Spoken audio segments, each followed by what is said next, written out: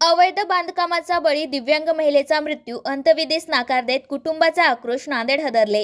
BOT तत्वावरील अवैध बांधकामामुळे घरांचा विनाश, दिव्यांग महिलेचा मृत्यू, घर कोसळण्याच्या भीतीत जीव गेलाय. खोब्रागडे नगर नंबर 2 मधील धक्कादायक घटना घडली आहे. महापालिकेच्या निष्काळजीपणाचा परिणाम.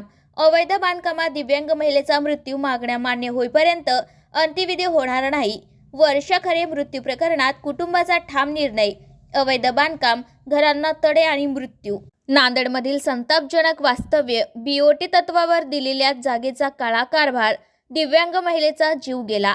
घर जमीन उद्ध्वस्त, कुटुंब उद्ध्वस्त. अवैध बांधकामामुळे नांदेडमध्ये शोकांतिका होत आहे. माझं नाव अर्चना रोकडे आहे आणि मी खोब्रागडे नगर नंबर 2 मध्ये राहते.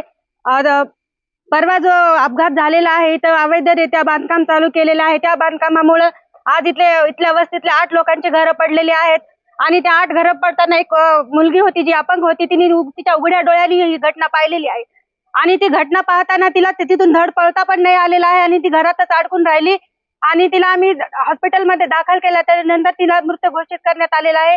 इथं गरिबांना न्याय मिळालाच पाहिजे. शासन काय करते? प्रशासनाला जाग कधी येणार आहे? अजून इथं 8-10 लोक मरून पडल्यावरती त्यांना जाग येणार आहे का? प्रशासनाने का पाठ फिरवलेली आहे? त्याचं उत्तर मला प्रशासनाने द्यावे ही माझी मागणी आहे आणि इथल्या रहिवाशांचे प्रश्न आणि त्यांच्या मागण्या पूर्ण झाल्याच पाहिजे. कोणी भेट दिलेली नाही आतापर्यंत. जे आम्ही प्रशासनाला लेखी स्वरूपात मांडलेले आहेत, प्रशासनाला याची पूर्ण जाणीव आहे. त्यांनी त्या मागण्या वाचल्या नाही वाचल्या का मान्य केलं नाही मिळालं आमच्याला काहीही आम्हाला उत्तर देण्यात आलेलं नाहीये. हे सगळं आमचे प्रश्न आम्ही तुमच्या समोर मांडतोय आणि आम्हाला न्याय हवाय एवढं तुम्हाला सांगतोय आम्ही. जोपर्यंत आमच्या मागण्या पूर्ण होणार नाहीत आणि आमचे प्रश्न सोडवले जाणार नाही तोपर्यंत आम्ही मृतदेह अंत्यविधी करणार नाही. मी अनिता गायकवाड, ही माझी जी होती जी लहान बहीण होती सगळ्यात आणि अपंग होती, मतिमंद होती आणि या घटनामुळं ती दगावली आणि अजून कितीतरी या गल्लीमधले जातील हे तर हा माझ्या घरापास रोग आलेला आहे.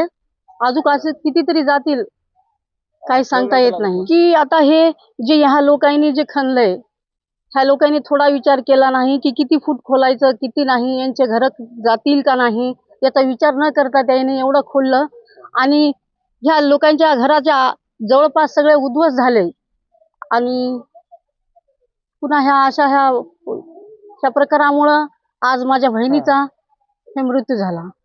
याचमुळं की असं हे कितीतरी आता आज माझ्या बहिणीचा झाला, उद्या ह्या कितीतरी घराचा बी होऊ शकतो.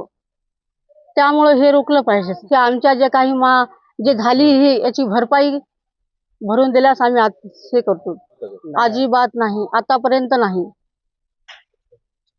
आणि रस्त्याचं रुंदीकरण झालं पाहिजे सर. आता आमची मागणी अशीच आहे की हे जे काही ही हानी झाली त्याबद्दल सरकारनं जरा लक्ष देऊन आमच्या ह्या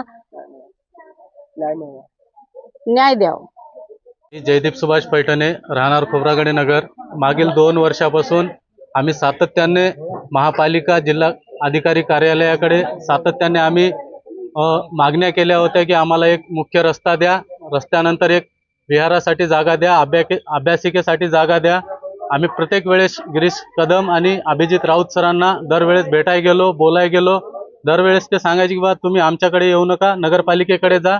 नगरपालिकेकडे गेले की ते सांगायचे की बा आम्ही करार जिल्हा अधिकाऱ्यासोबत केलेला आहे, तुम्ही जिल्हा अधिकाऱ्यांना बोला. हे दोघं आम्हाला एकमेकाकडे ढकलायचे. पुन्हा काम सुरू होण्याच्या अगोदर त्यांना सांगितलं की सर इथं काम सुरू व्हायला आम्ही अडवतो. तर त्यांनी काय केलं की आम्ही ते काम होऊ देणार नाही म्हणून आम्हाला सांगितलं. पुन्हा पोलीस प्रशासनाचं बळ वापरून आम्हाला त्या जागेवरून हटवण्यात आलं. हटवल्यानंतर छोट्या छोट्या तक्रारी केल्या की बाबा आमच्या भिंती ढसळायल्यात, आमच्या घराला खड्डे पडायलेत. त्याच्यावर सुद्धा शासनाने कानाडोळा केला आणि लक्ष दिलं नाही. पुन्हा एक अशी घटना घडली की अचानकपणे सगळे लोक मतदानाच्या तयारीत असताना एक प्रसंग असा घडला की घराला भेगा पडल्या म्हणून आम्ही गिरीश कदम सरांना फोनवर कॉल केला, मेसेज केला. त्यानंतर जिल्हा अधिकारी राहुल किर्डिले सरांना पर्सनली व्हॉट्सअपला मेसेज केले. मेसेज केल्यावर सुद्धा ते आमच्याकडे लक्ष दिलं नाही. रात्री 7 वाजता जिल्हा अधिकारी आणि आयुक्त हे दोघे आमच्या भेटीला आले. त्यांनी तिथेही कुठला निर्णय घेतला नाही आणि फक्त सांगितलं की आम्ही हे काम बंद करतो. पण आणखी ते कामाचं कुठलं काय केलंय त्याच्यावर काही प्रसंग आम्हाला आले नाहीत. याच्यानंतर जी एक अपंग मुलगी होती जी घरामध्ये अडकली होती, ती अडकल्यानंतर काढायचं कसं हा प्रश्न होता. थोडीशी खोब्रागडे नगरच्या युवकांनी हिंमत केली आणि त्या प्रसंगातून तिला बाहेर काढलं. बाहेर काढल्यानंतर ती घाबरल्यामुळे ती बेशुद्ध झाली आणि तिला दवाखान्यात नेण्यात आलं होतं. दवाखान्यात नेल्यावर कळालं की तिचा मृत्यू झाला. त्यानंतर ती मुलगी मृत्यू पावली. तिच्याकडे पाहण्यासाठी सुद्धा कोणी प्रशासन आलं नाही. कुठले सामाजिक किंवा राजकीय लोकांना याची दखल घेतली नाही. आणि या जागेचा चेहरा जरी केतन नागडा असेल, याचे मुख्य आरोपी संतूक हंबर्डे आहेत आणि त्याच्यानंतर आणखी 2 माणसं वेगळे आहेत. हे प्रशासनाने त्याच्यावर सखोल चौकशी करून त्यांना 302 गुन्हा दाखल करून यांच्यावर कारवाई करण्यात यावी. आणि जे काही आमचे खोब्रागडे नगर वासियांचे प्रश्न आहेत हे जिल्हा प्रशासनाने मोकळे करून देण्यात यावे. तर सर, माझं नाव बंडू अंबादास सूर्यवंशी, राणा सातपळकर. आणि जे प्रसंग घडलेला आहे ते माझे मेवणे वर्षा आणि खरे ते या ठिकाणी दररोज प्रमाणे आंघोळ करून बाहेर बसलेले असते. तिने हे प्रसंग इथं या ठिकाणी बसून तिने स्वतः पाहिलेला आहे. आणि ते घरामध्ये धावत आले आणि घरामध्ये इथं बेशुद्ध पडले. बेशुद्ध पडल्याच्या नंतर आम्ही तिला दवाखान्यामध्ये नेलेलं आहे. आणि दवाखान्यामध्ये नेल्याच्यानंतर त्या मृत्यू हे घोषित त्यानं डॉक्टरने केलेलं आहे. ह्या घटनेचं म्हणजे हे एवढं जे बेकायदेशीर त्यानं काम केलेलं आहे ते 50 ते 70 80 फूट खोल खणलेलं आहे. त्या ठिकाणी आमचं एक कंपाऊंड आहे. कंपाऊंडच्या बाजूला जे एकदम ठिकाणी खोल खणल्यामुळे हे दरी कोसळलेली आहे आणि त्याच्यामुळे ह्या मुलीचा प्राण हे गेलेला आहे. ते अपंग आहे आणि अपंग आहे, जास्त वेळ ती पळू शकत नाही, जास्त वेळ उठू शकत नाही. त्याच्यामुळे त्याचा हे घात झालेला आहे. मागणे म्हणजे ते आम्हाला तिचं जे काय असेल ते सरकारने जे काय आहे ते घडून द्यावं. म्हणजे काय ते मोबदला काय मिळावा त्या गरीब माणसाला. ते घराची परिस्थिती तुम्ही व्हिडिओ काढू शकता.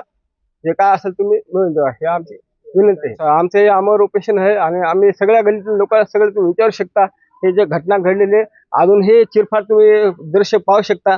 आज इथं 8 इंच फाटलेले रात्रपासून आम्ही पाहत आहोत. हे 2 इंच फाटलेले आहे. आमच्या दरवाजे चौकटी आणि संडास बाथरूम सदा कोसळलेले आहे सर. तुम्ही हे सरळ कॅमेऱ्यामध्ये दाखवू शकता सर. तर आम्हाला अजून कोणी भेट दिलेली नाही आहे, कारण इलेक्शनचा टाइम होता आणि आज निकाला टाइम आहे. आम्हाला कोणी अजून भेटलेलं नाही आहे त्या ठिकाणी. काय आम्ही डेड बॉडी उचलणार नाही सर. आम्ही जोपर्यंत आम्हाला काहीतरी याचा मागणीबद्दल काही मिळत नाही तर डेड बॉडी आम्ही उचलणार नाही. जोपर्यंत आमच्या मागण्या मान्य होणार नाहीत तर आम्हाला काहीतरी मदत अंत्यसंस्कार आम्ही करणार नाहीत. हे आमची विनंती आहे सर. कमीत कमी इथून एवढ्या 9-10 लोकांचं नाश झालेले कमीत कमी तुम्ही पाहू शकता. ते 70 ते 80 फूट तिथं खोल खणलं गेले आहे. हे गोदाम आहे. गोदामाच्या बाजूला दरी खोदल्यासारखी खोदलेली आहे आणि त्याचं ते काम त्याने व्यवस्थित केलेलं नाही. त्याच्यामुळे आमचे हे मृतदेह आमच्या घरामध्ये आज पडलेला आहे. आम्ही त्याचा काय निर्णय लावा आमची ही विनंती आहे बस.